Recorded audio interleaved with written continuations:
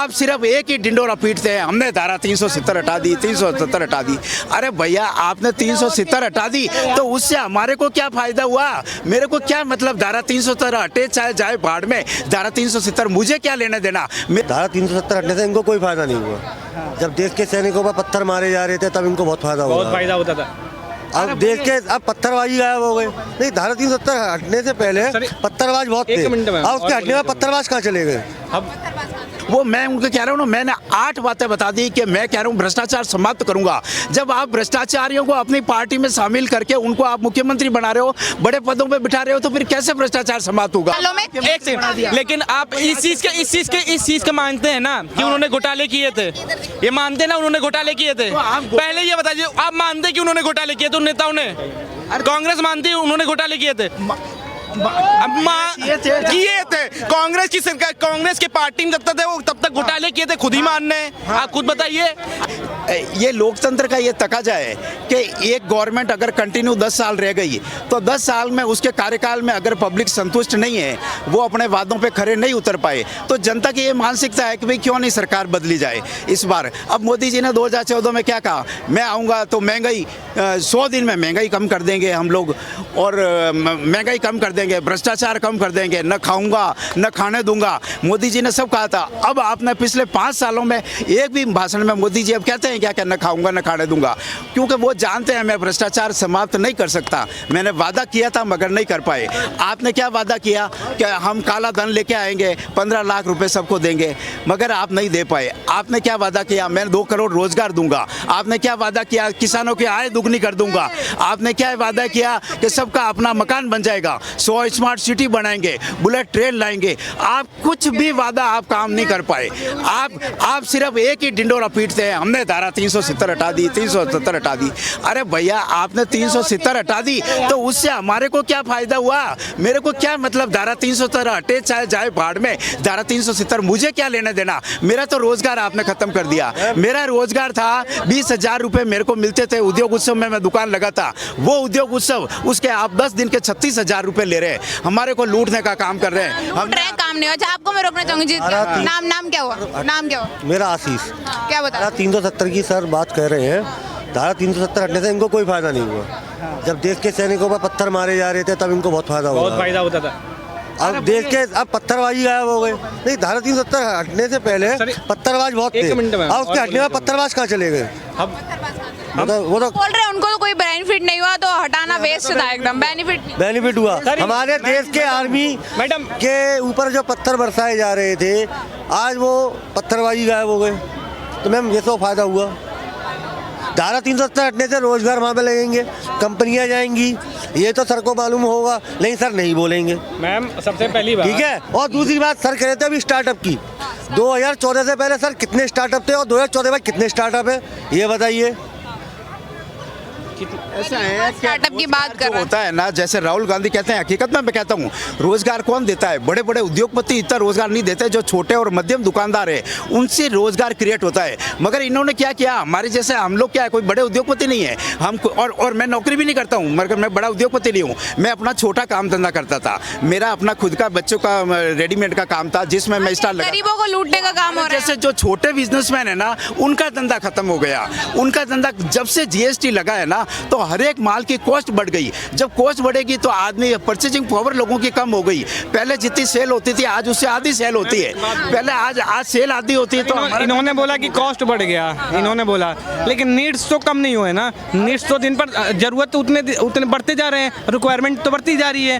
तो जब रिक्वायरमेंट बढ़ रही है तो ऑटोमेटिकली रेट कितना भी आई वो लोग खरीदेंगे ही खरीदेंगे। ठीक है, आज पहले दूध कितने 35-40 रुपये का मिलता था, आज 60-70 रुपये का मिल रहा है। लेते हैं ना, खरीदते हैं ना हम लोग। तो बिल्कुल, तो जिस हिसाब से बता रहे हैं महंगाई बढ़ रही है, ठीक है, महंगाई बढ़ रही है, मानता हूँ इस बात को। सैलरी भी बढ़ा है पीछे से, ठीक है, मानते हैं। इनके साथ क्या हुआ है मैं नहीं जानता इसके साथ, लेकिन मैं जानता हूँ अपने साथ, मैं अपने जानने वालों के साथ जानता हूँ। पहले 8,000 रुपये कमाते थे, आज 16,000-20,000 रुपये कमा रहे हैं। तो भाई चीज़ें जब आपकी सैलरी बढ़ेगी तो महंगाई तो थोड़ा न थोड़ा तो ऊपर जाएगा ही, ठीक है। तो दोनों साथ साथ चल रहा है। ऐसा नहीं है कि मतलब महंगाई बहुत ज़्यादा बढ़ गई है और आमदनी आई नहीं है। मैं शुरुआती सवाल ले लेती हूँ जो मैंने सर से लिया था कि राहुल गांधी जो है अभी चुनाव को लेके जनता को है तरह तरह की तरह तरह की गारंटीज दे रहे हैं कि यदि वो सत्ता में आएंगे तो महिलाओं को जो है हर साल 1 लाख रुपए देंगे, एमएसपी की गारंटी दे रहे हैं, पर्याप्त सरकारी नौकरी की गारंटी दे रहे हैं, और जो ये पेपर लीक्स वगैरह जो होता है इसकी पूरी गारंटी दे रहे हैं कि नहीं होगा। तो क्या लग रहा है जनता फिर उनकी तरफ तो रुख करेगी? एक मिनट, मैं नहीं, देखो मैं राजस्थान में पेपर लीक होता था, मैं कंपैरिजन नहीं कर रहा हूँ, गलत चीज़ है, पेपर लीक नहीं होना चाहिए, मैं कंपैरिजन नहीं कर रहा हूँ। लेकिन एक चीज़ मैं राहुल गांधी से पूछना चाहता हूँ, वो क्या बोल रही थी अभी, एक क्वेश्चन और आपने बोला, कुछ और बोला था आपने, मैं भूल गया। हाँ, 1 लाख रुपए क्यों देंगे, मैं ये पूछना चाहता हूँ। महिलाएं कुछ कर रही हैं, रोजगार दे के देते तो मैं मान जाता। कि लक्ष्मियां हैं, घर को संभालेंगी, इस बेसिस पर दे रहे हैं। 1 लाख रुपए से संभाल लेंगी, घर को संभाल लेंगी। अरे सर, ये बोलते हैं ना कि वादे जो होते हैं ना टूटने के लिए होते हैं, और ये दिनों में सपने दिखा रहे हैं राहुल गांधी जी। ऐसे सपने मत दिखाए, ठीक है। सरकारी नौकरियों की जो बात कर रहे हैं कि 30 लाख पद जो खाली हैं और आने वाले फ्यूचर में सरकारी नौकरियां होंगी, सरकारी नौकरी देंगे युवाओं को, उस पर क्या कहेंगे? मैम 2004 से 2014 तक कितनी नौकरी दी थी राहुल गांधी ने? 2006 या 7 में स्वामीनाथन आयोग बना था, उसने मनमोहन सरकार को दिया था एमएसपी लागू करने के लिए। तो वो आज तो वो ये कह रहे हैं कि एमएसपी लागू हम करेंगे। उस समय लागू क्यों नहीं किया था? उस समय भी तो लागू कर सकते थे ना, उस समय तो इतनी महंगाई नहीं थी ना, तो उस समय क्यों नहीं लागू किया था स्वामीनाथन आयोग की रिपोर्ट?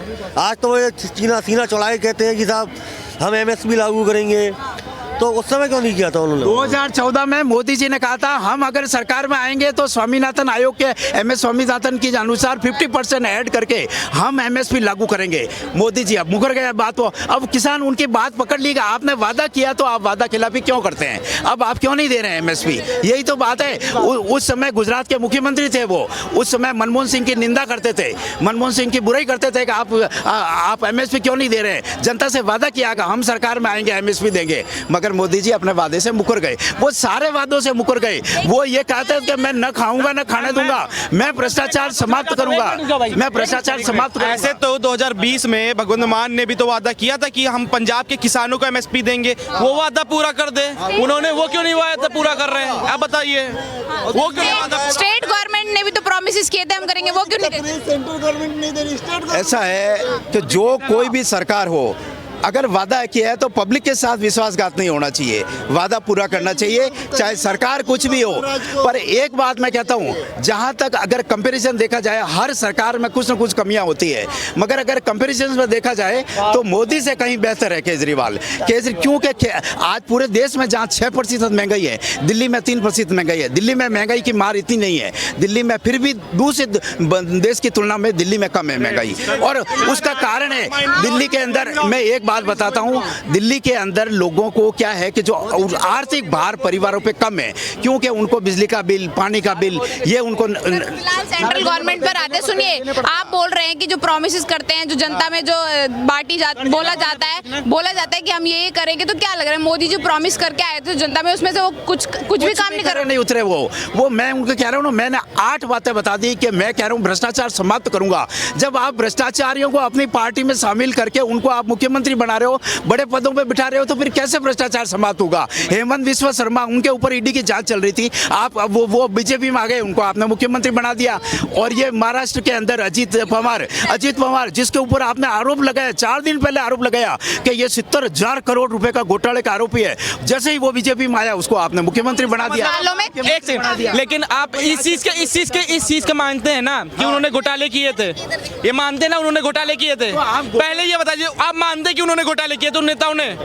कांग्रेस मानती है उन्होंने घोटाले किए थे? किए थे। कांग्रेस की सरकार, कांग्रेस के पार्टी में जब तक घोटाले किए थे, खुद ही मानने हैं। आप खुद बताइए, जब वो घोटालेबाज है ही हैं, तो कांग्रेस क्यों उनका पक्ष ले रही थी तब तक? जब तक कांग्रेस पार्टी में क्यों बना रहे हो घोटालेबाज को? जब तक कांग्रेस, जिनको आप मानते हो कि भाई चोर है, आप खुद अपने मुंह से कह रहे हो कि ये आदमी 70,000 करोड़ का घोटालेबाज है, फिर आपको मुख्यमंत्री क्यों बना रहे हो? आप गुंडागर्दी बंद हो गया जब से बीजेपी की सरकार आया। महिला आयोग खुलेआम घूमता है, पहले खुलेआम घूमता नहीं था। दो घरे घरे शौचालय बन गया, गांव हर गांव में। पहले महिलाएं बाहर जाती थी शौचालय, अब तो घरे घरे शौचालय होगा, घरे घरे नल लग गया गाँव घर में। अब क्या विकसित चाहिए? ये कांग्रेस सरकार में कोई विकसित नहीं हुआ था। लेकिन सर बात यही है, घूम फिर कर बात सरकारी अभी भी खेतों में जाते हैं। मैं दिल्ली में भी यही है, नल है पानी नहीं है, नल है पानी नहीं है। सर सुन तो लो, सर सुन तो लो। मैं राजस्थान की, देखिए मैं राजस्थान की बात कर रहा हूँ। बाड़मेर जिले में शौचालय तो आपने बना दिए, मगर वो ऊपर की टंकी नहीं है, पानी नहीं है, तो फिर क्या करें? वो आज भी खेतों में जाते हैं। मेन बात है कि अगर पानी नहीं है। सर गहलोत सरकार क्या कर रही थी उस समय? गहलोत सरकार क्या कर रही थी उस समय? कर्नाटक में नई कांग्रेस की सरकार बनी है। गहलोत सरकार क्या कर रही थी? कर्नाटक में हाल में ही वाटर क्राइसिस हुआ है, कांग्रेस ने क्या ये न्यूज किया? है। जो हर घर नल नहीं बताइए, पहुंचा इनसे पाए। पूछिए कि कांग्रेस ने क्या किया वहाँ हर घर पे। शौचालय क्यों नहीं नहीं पहुंचा पाए, हर घर बिजली नहीं पहुंचा पाए। आप अगर सरकार क्या कर शौचालय रही थी? कहीं बनाते हो, पहले पानी का सुनिश्चित करना चाहिए। अगर पानी की गारंटी नहीं है तो शौचालय बनाने से क्या मतलब? वो तो खेतों में ही जाएंगे लोग। मैम शौचालय बनाने से ये लोग ये चाहते हैं कि हमारा देश रेप सिटी बन जाए। यही तो चाहते हो ना, शौचालय में औरतें शौचालय करने खेतों में जाए।